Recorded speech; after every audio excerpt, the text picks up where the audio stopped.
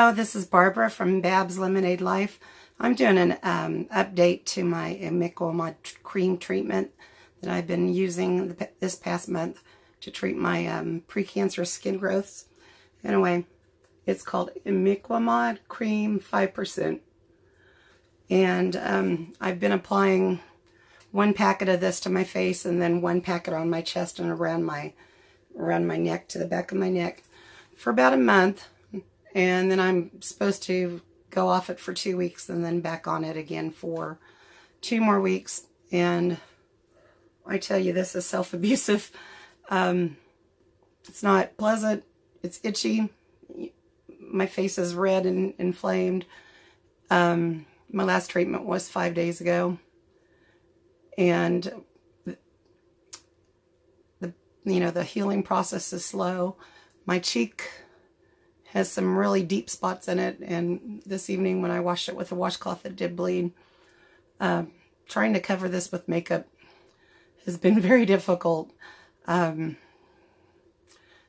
it's so dry and scaly, and I've been using Mary Kay extra emollient night cream on it, as well as a lot of moisturizers, but there's just nothing you can do. You just have to get through the process. And also I've had flu-like symptoms, which is a side effect. So I haven't felt very good, and I haven't released a video in over a week. But the imiquimod cream comes in these little packets. And what it does is any precancerous areas that it finds become red and inflamed, and they scab up, and what your body does is your immune system goes to work in repairing those areas. And if you apply it, like for example to my hand, there's only one spot on the back of my hand right here, and you can apply it to your whole hand, and only the spots that are precancerous will become inflamed. So, and I did both my hands. And I also had this spot right here frozen, spot on my lip frozen, and this spot right here frozen at the dermatologist about 2 weeks ago. I'm supposed to discontinue treatment for about 2 weeks and then go on it again for 2 more weeks, and then repeat the process again in 6 months. So it's not a pretty sight. It's very, very difficult to cover with makeup. I look like I have a bad case of chickenpox or acne, and then it's just so dry and scaly all the way up here to my forehead, on my cheeks. My cheeks are really bad. Last time I did this treatment, I didn't have this type of reaction on my cheeks, so maybe it's catching it this time.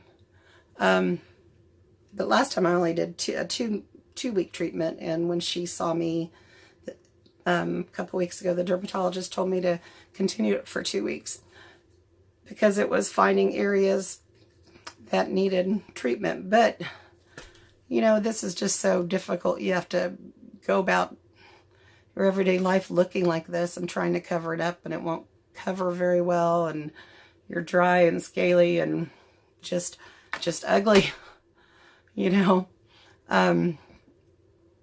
I have a couple wigs where the bangs fall down in my face, and, I'm glad to wear those right now. The ones that really flop down, try to camouflage and hide this a little bit.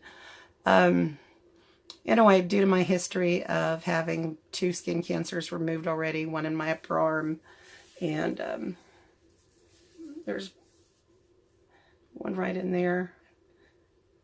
I had a squamous cell there, and then I had one right here in my hand.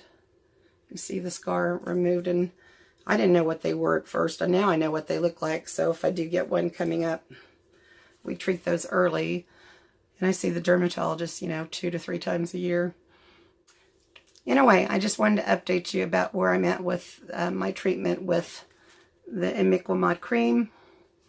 I'm going to try to cover it up and do a wig review of this wig that I have on here shortly. And maybe with multiple layers of foundation or primer, foundation, and finishing powder, I could get this covered up somewhat. It's just not a pretty sight. And it's difficult to go through looking like this. So anyway, if you have precancer skin growths, there is a treatment for that. And it's a difficult one to go through, but hopefully it'll find some of these areas before they do turn cancerous. So have a good day. Thank you for watching. Goodbye.